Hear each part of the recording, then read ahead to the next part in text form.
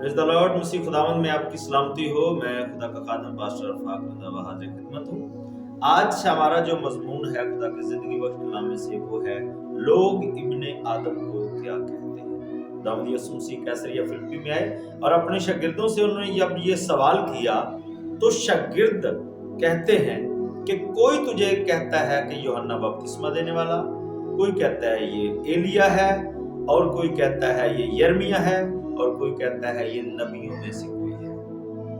लेकिन दूसरा सवाल खुदावंद ने किया कि तुम मुझे क्या कहते हो, तुम मेरे बारे में क्या कहते हो। तो पतरस फिर बोल उठा, कहता है तू जिंदा खुदा का बेटा मसीह है। और खुदावंद यीशु मसीह ने कहा, पतरस ये बात खून और गोश्त ने नहीं बल्कि मेरे बाप ने जो आसमान पर है तुझ पर जाहिर की है। आज मैं आपको बताना चाहता हूं कि हम इब्ने आदम के बारे में क्या कहते हैं।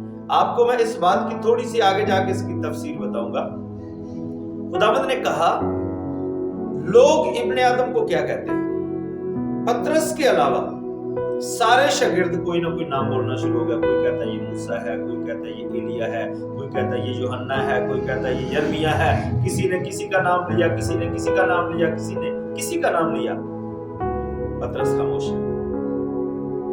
फिर खुदावंद ने जब ये कहा ना कि तुम मेरे बारे में क्या कहते हो, फिर पतरस बोला है और कहता है तू जिंदा खुदा का बेटा मसीह है। और मैं आज आपको बताना चाहता हूं, दूसरे जितने भी शागिर्द थे, जब ये क्वेश्चन हुआ ना कि लोग मेरे बारे में क्या कहते हैं, क्योंकि वो लोगों के साथ ज्यादा कनेक्टेड थे, क्योंकि वो लोगों की बात ज्यादा सुनते थे, इसलिए वो बोलना शुरू हो गए, हाँ जी तू यूहन्ना है, तू यिर्मयाह है, तू एलिया है, तू मूसा है, तू फलां है, तू फलां है। लेकिन जब खुदावंद ने कहा और तुम लोगों का ख्याल तो तुमने बता दिया, लेकिन तुम मुझे क्या कहते हो, सब खामोश। लोगों की सुनते हैं, बाप की नहीं सुनते, और जो बाप की सुनता है फिर वो बोला तू जिंदा खुदा का बेटा मसीह है।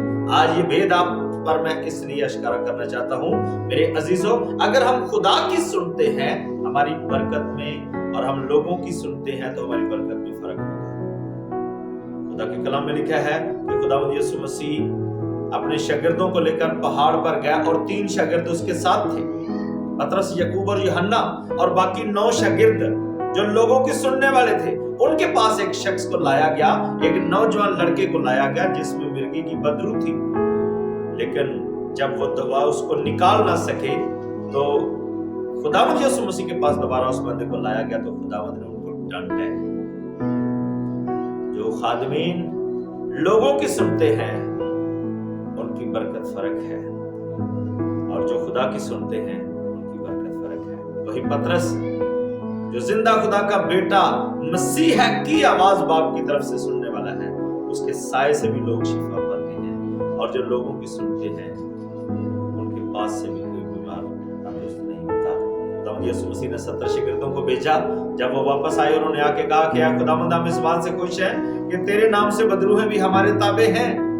खुदावंद खुश हुए और उनको अप्रिशिएट करते हैं। लेकिन जब वही शागिर्द उस बदरू को, बेटी वाले नौजवान को ठीक ना कर सके तो खुदावंद उनको डांटते हैं और कहते हैं कि ऐ कजरो नस्ल, ऐ बेइत्तेकाद कौम, मैं कब तक तुम्हारे साथ हूं। मैं आपको बताना चाहता हूं, खुदा की आवाज को सुने। इब्ने आदम क्यों आया, उसकी आवाज को सुने, उसके मकसद को, हकीकी मकसद को जाने। आप उस मकसद में शामिल हो जाएंगे जो खुदा का जमीन पर हमारे लिए मकसद है और अपने बेटे को भेजने का मकसद है।